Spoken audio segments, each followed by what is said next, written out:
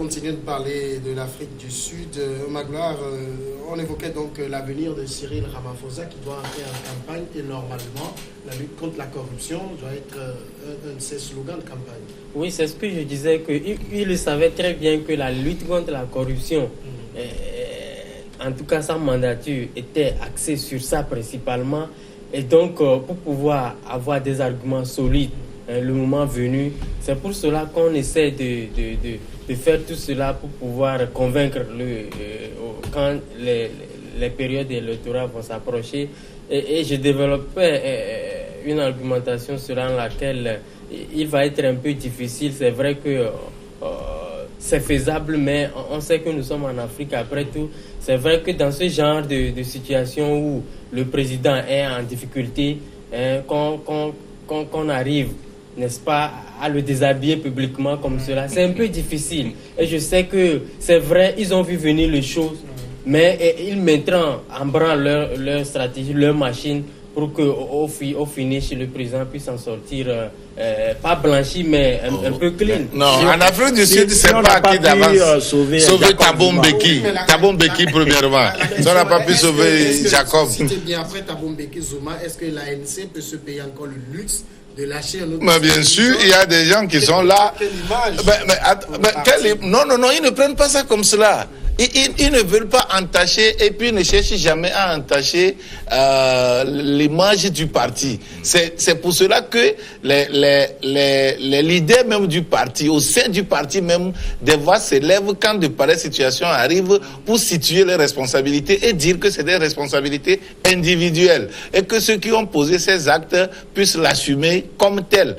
Et donc, c'est une attitude personnelle. C'est pas question de dire que c'est le parti, c'est un acte posé par le parti et donc il faut l'assumer comme tel. Non.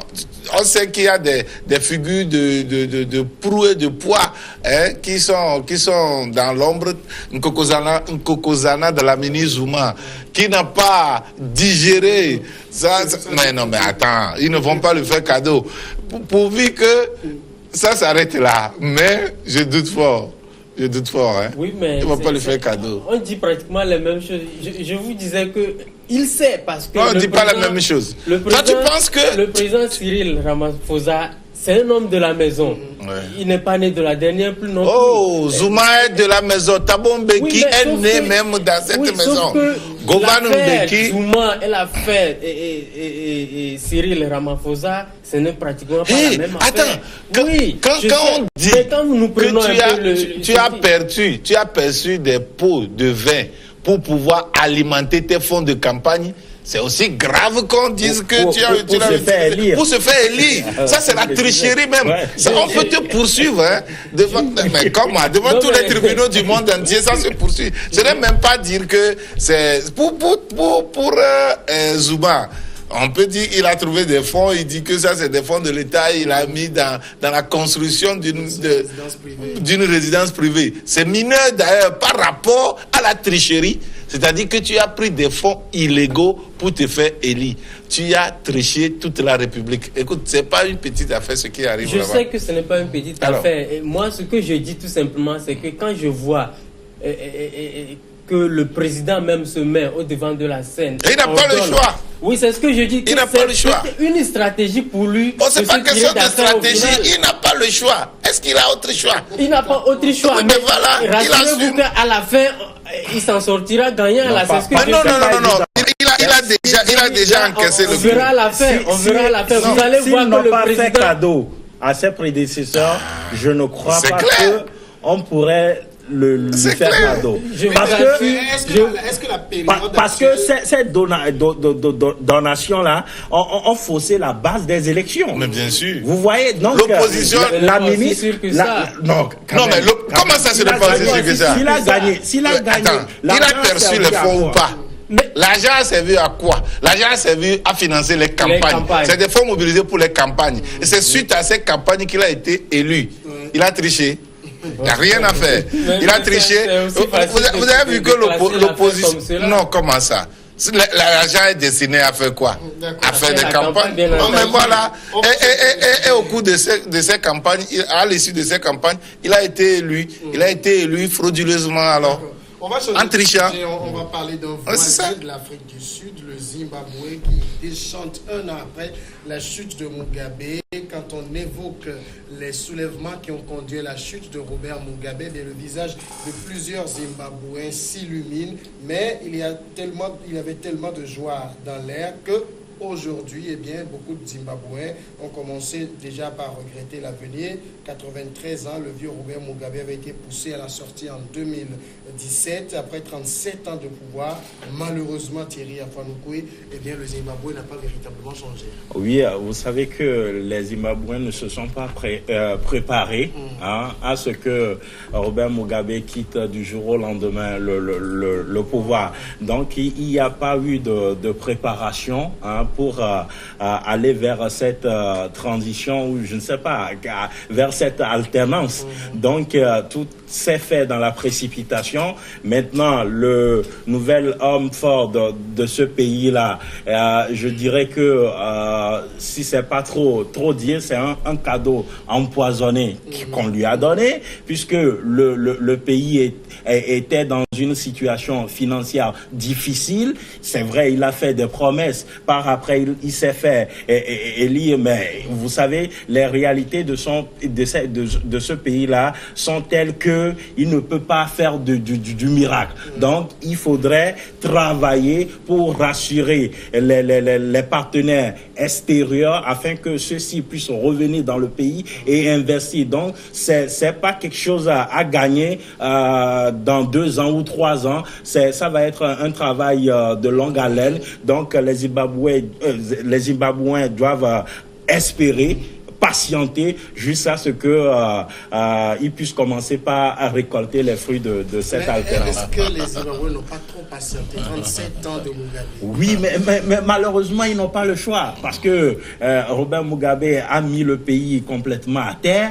Et c'est des discours occidentaux. Non, c'est des discours occidentaux. Attendez. C'est des discours occidentaux. C'est des discours occidentaux. Vous avez vu les difficultés auxquelles sont confrontés ce pays-là avec sa monnaie qui à chaque fois... C'est une manière maintenant qu'il y a le changement. Pourquoi il n'y a pas du nouveau dans le pays? Tu vas me dire que Emerson Mnangagwa est plus démocratique que Robert Mugabe. C'est le même système, mais il a changé en fait. C'est pas vrai là. C'est pas vrai. Je dis, mais aujourd'hui, lui, il tient l'autre discours. Mais pourquoi jusqu'à... Emerson? Oui, pourquoi ça ne porte pas encore cette... Oui, c'est parce qu'il ne peut jamais même porter fruit. Ça n'étonne personne. C'est parce que ça doit être ainsi que c'est ainsi. Quel miracle lui va prouver? Par quoi? Les Occidentaux sont fatigués de Mugabe. Mugabe était pratiquement sur la planète. Mugabe était devenu, après la mort du Cubain, non? Oui, Fidel Castro. Castro, non, mais après, il y a un autre... non, le gars de Venezuela. Oui, Hugo Chavez. Depuis sa mort, mais Mugabe était le seul pratiquement sur la planète à tenir tête au monde capitaliste. À ce monde qui veut dicter sa loi au monde entier. Vous voyez? Et donc, Mugabe a été très très mal vu, ou bien du moins est très très mal perçu par les Occidentaux. C'est le seul rempart qu'il faut faire effondrer pour faire asseoir le système capitaliste, du moins la vision occidentale. Si vous voyez même sur notre continent, sur le continent africain, le seul qui peut tenir tête à l'Occident pour dire Trump, tu as fait ceci, Macron, tu as fait ceci, les traités de les mettre à leur juste place. Mais c'est Mugabe seul qui peut le faire. Alors, il faut tout faire pour à la population. Quelle politique profite à la population en Afrique? Montre-moi une seule politique imposée par les Occidentaux là, qui profite à l'Afrique. Vous pensez que la pomme chaude de démocratie qui nous jette là, vous pensez que si c'est vraiment prospère, si c'est quelque chose qui doit être à l'origine de la prospérité de l'Afrique, l'Occident va se battre pour que ça soit ainsi pour nous? Non, mais ils savent que de cette manière, ça doit nous freiner. C'est pour cela que, regardez, le Rwanda, c'est histoire aidant, hein? C'est à cause du passé récent qu'on a laissé la main libre à Kagame. Regardez ce que ça donne comme fruit. Vous voyez, non?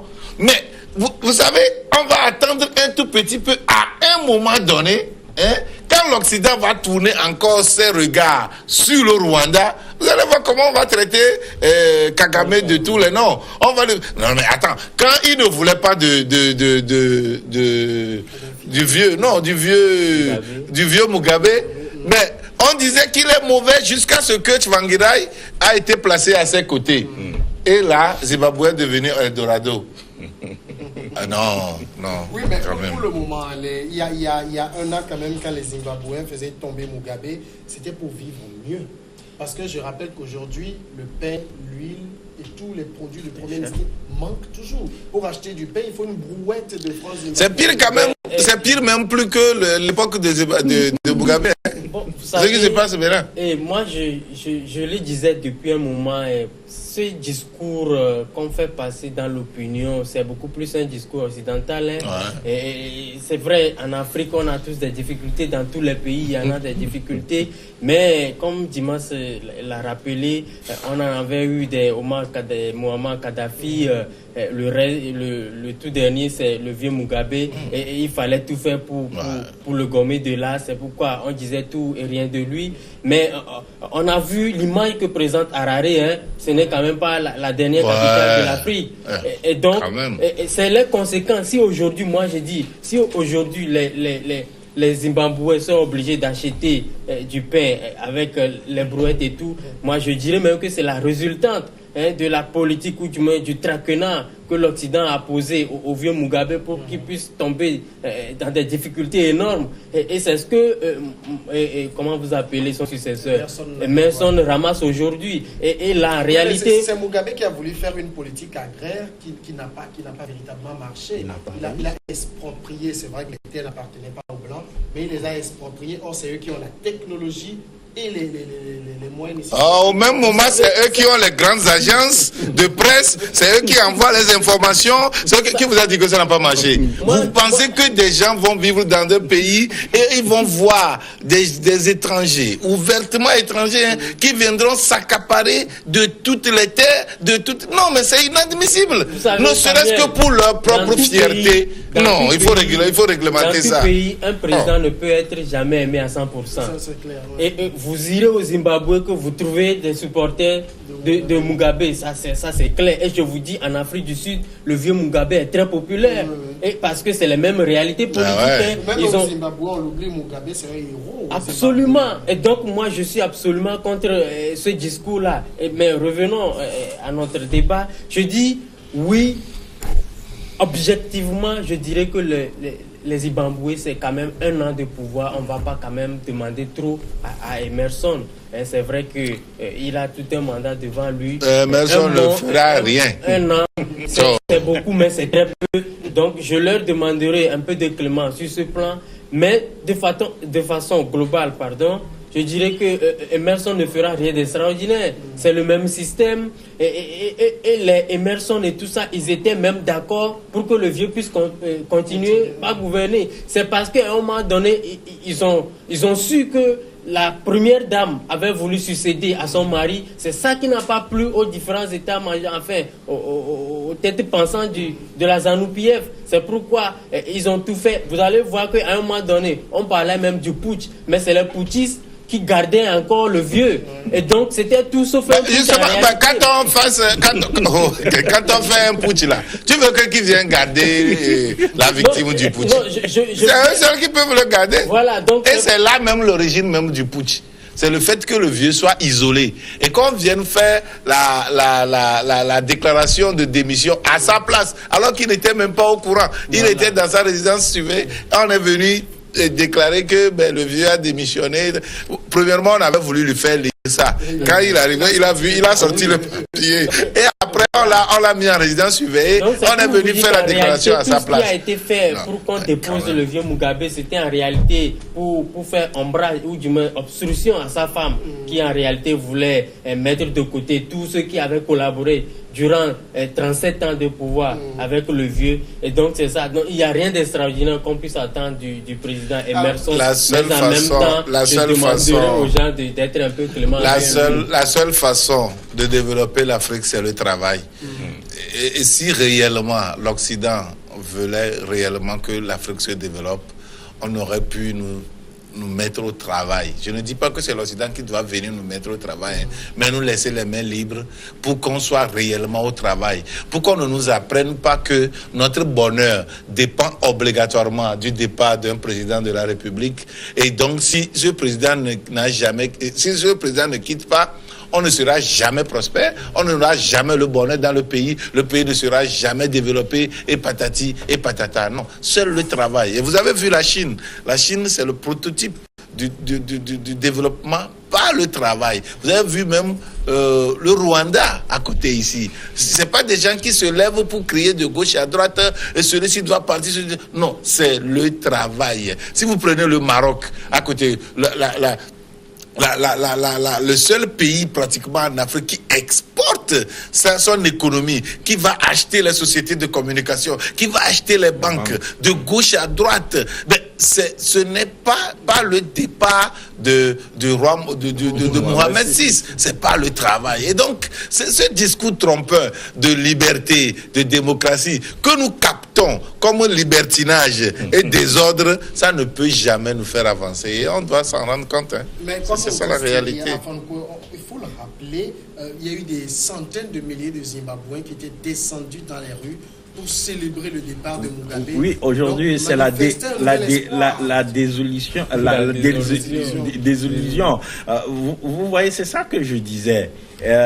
Quand on a déposé Mugabe et Emerson a pris les commandes, on croyait que un jour nouveau allait se lever pour les Zimbabwéens, mais tel n'est pas le cas. Aujourd'hui, ils se sont rendus compte que rien n'a changé. Ils cherchent à manger, ils n'en trouvent pas. Et les problèmes ne font que augmenter au jour le jour. Je crois que ce pays-là a du chemin à faire. Parce que il faut rassurer les partenaires comme le FMI, la Banque mondiale. C'est qui va le développer. Mais écoutez, c'est qui va le développer. C'est le véritable. Même si c'est le retour, le monde est fait ainsi. Non, le monde n'est pas fait ainsi. Dites-moi un seul pays qui aujourd'hui ne travaille pas avec ses institutions. Le Ghana. Le Ghana. Non, mais le Ghana à côté ici. C'est récent. Et après, tu as dit maintenant. On a aidé le Ghana à se construire. C'est aujourd'hui, peut-être avec la manne pétrolière, que le Ghana satisfait. Non, ce n'est pas ça. Non, ce n'est pas à cause de la manne pétrolière. Là où se trouve ce pays aujourd'hui, vous avez vu quand Robert Mugabe a exproprié les Blancs des terres, ça n'a servi à rien pratiquement. C'est le discours. Ces terres-là, malheureusement, on n'a pas pu, les autochtones n'ont pas pu les remettre en valeur. Non, mais donc, attends. Quand ceux qui viennent s'accaparer de ces terrains-là, mettent ça en valeur pour leur production extérieure, les productions industrielles qu'ils exportent. Vous pensez que le tableau noir que tu dresses, il revient au gouvernement de recadrer les choses. Recadrer, c'est ce qu'ils ont fait. C'est ce qu'ils ont fait. Malheureusement, ça a été mal fait. Non. Attends, Thierry, je vais te voir dans ton village. Un blanc va venir là-bas. Un blanc, je parle d'un blanc, va venir s'accaparer des terrains de ton grand-père. Tu vas rester là-bas pour dire qu'ils mettent ça en valeur. Et tu vas rester les bras croisés. Non, c'est inadmissible ce qui se passait en Afrique du Sud. Le vieux Mugabe a remis de l'ordre. Il revient aux Zimbabwéens de se mettre au travail, de développer quoi là. Non, mais vous voulez créer démocratie, vous dites malheureusement. Non, attends, mais il faut travailler. Avant de lancer cette politique-là, il fallait préparer le tableau noir. Le tableau noir que tu dresses de Zimbabwe là, c'est pas ça Zimbabwe. Hein. Ah bon? C'est pas ça Harare. Non, ça c'est ce que les grandes agences, c'est ce que les agences. Non, mais ce n'est pas ça Zimbabwe. Quand on lit, les papiers que j'ai devant moi, c'est des agences internationales. Oui, c'est eux qui écrivent. On a l'impression que le Zimbabwe ressemble à l'époque de Mathusalem. Mais c'est ça. Mais c'est pas ça Harare. Allez Harare, vous allez voir. Vous n'avez pas de différence. Si tu vas Windhoek et Harare, les villes là, mais écoute, tu vas croire que tu es dans une ville anglaise. C'est ça. Ils n'ont rien à envier à l'Occident. Tu vois? Je ne dis pas que Zimbabwe c'est le paradis. C'est un pays qui est combattu parce que c'est un pays qui cherche son autonomie, son indépendance depuis des années. Et l'Occident n'apprécie pas ça. Parce qu'il y a des richesses là-bas, parce qu'il y a des choses qu'on veut exploiter. Et comme le vieux Mugabe n'est pas d'accord, alors il faut le salir. Écoute, il y a un confrère qui est français, un confrère français, qui disait dans une analyse qu'il était à Tripoli. Lui-même, il était à Tripoli. Dans un quartier qu'on montrait sur Al Jazeera comme étant en feu. Il dit, mais quand il a vu ça en même temps, il est sorti, il dit, mais qu'est-ce qui m'arrive? Donc je vais mourir ici. Il sort, il ouvre les... Tout est calme dans le quartier. On veut tuer Kadhafi.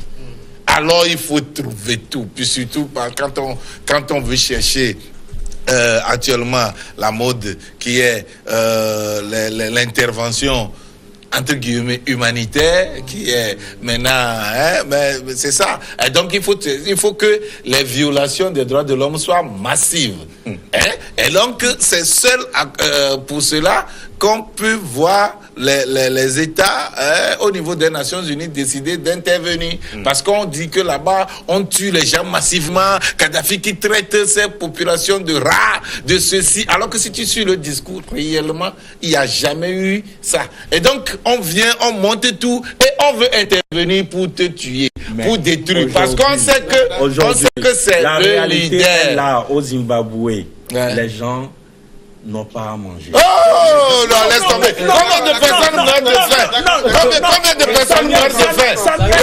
Bon, tu as fait le bilan. Combien de personnes meurent par jour au Zimbabwe parce qu'ils n'ont pas trouvé à manger? Combien de personnes? Tu as vu des mendiants au Zimbabwe? Ce que moi j'ai appris, ce que nous devons reconnaître sur le cas Zimbabwe, c'est qu'aujourd'hui l'Occident considère le président Emerson comme le prolongement de Mugabe en réalité, parce que c'est le même système. Non, moi je ne pense pas qu'il le considère comme tel. C'est ça. Vous savez, ces gens, ils sont capables, ils savent que pour faire partie le vieux Mugabe, ça ne peut qu'être quelqu'un de son propre milieu. Et c'est ce qu'ils ont fait. Ils l'ont utilisé comme un couteau en sortant l'argument de la dame pour dire que oh non, si vous ne faites rien, la dame va prendre sa place, vous allez rester ici. Toi, tu vois le vieux Mugabe partager son voile avec la dame là? Non, je ne pense pas. Mais c'est des arguments qu'on sort pour pouvoir aiguiser l'appétit des autres, pour dire que... Et surtout que nous, en Afrique, nous sommes vraiment virils. On va dire que, écoute, je vais rester ici, une femme va venir me dominer. C'est quoi ça?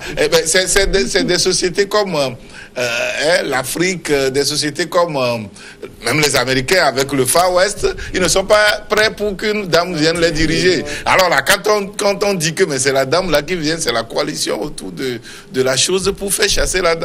Et c'est ce qui est arrivé. On les a utilisés, on a chassé Mugabe et ils sont là maintenant, ils se cherchent. Et le système est toujours là. C'est de ça que le système est là. Le système est toujours là. Le système est là. Et donc ça ne peut pas... S'ils disent que le système là est... Donc parce que ça m'amène à dire que nous, les Occidentaux, non, c'est pas vrai. De comprendre également que la question du développement, ce n'est pas forcément l'affaire d'une seule personne. Le président Mugabe, oui, c'est vrai, c'est lui le chef de l'État, mais chacun devrait mettre la main à la pâte pour que tout puisse être une dynamique unitaire. La preuve, c'est que le président Mugabe est parti, mais la situation, on a l'impression que c'est maintenant que ça s'empire, selon ce qu'on nous rapporte. Mais maintenant, Thierry, on va finir par vous. Au-delà de l'économie, est-ce qu'après Mugabe, sur le plan droit de l'homme, liberté d'expression, est-ce qu'on peut dire que ça s'est amélioré? Parce que ce qu'on a vu lors des élections... Oui, je crois que... ce n'était pas la même chose comme au temps de Mugabe. Alors, au temps de Mugabe, il y avait plus de violence que ce qu'on a. Qui t'a dit qu'au temps de Bezo, il n'y a pas ça? Parce que quoi, Mugabe a fait 37 ans. Et durant les 37 ans, il y avait eu assez de mouvements. Bezo a arrêté des gens. On a tiré sur des gens. Vous imaginez, à l'espace de 11 mois, tout récemment, il y a eu une descente dans la rue. On a tiré sur les gens. On a tiré sur les gens. Et là, vous imaginez, ça fait 9 mois. Oui. Emerson faisait 37 ans. Voilà la comparaison qu'il fallait faire. On va marquer la pause. C'est la grande